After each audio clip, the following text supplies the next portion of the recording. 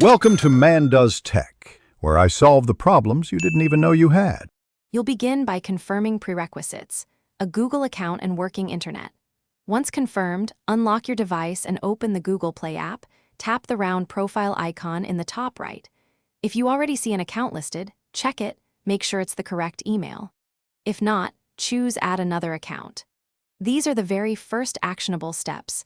They place you inside Play's account flow so you can enter credentials and continue to the verification step. Now type your email address or phone and press Next. Then enter your password carefully, watching for auto-capitalization or misplaced characters. Once authenticated, you might hit two-step verification, respond to the prompt, enter a text or authenticator code, or choose a backup option if needed. Make sure to read any permission prompts and tap Accept.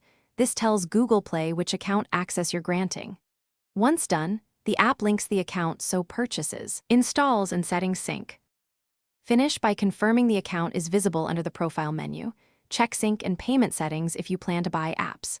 Test the sign-in by installing a small free app or updating an existing app to ensure access works.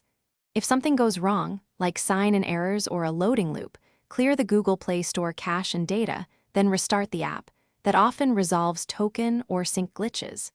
If issues persist, reboot and try the sign-in flow again. Thanks for watching. If you found this helpful, don't forget to like and subscribe.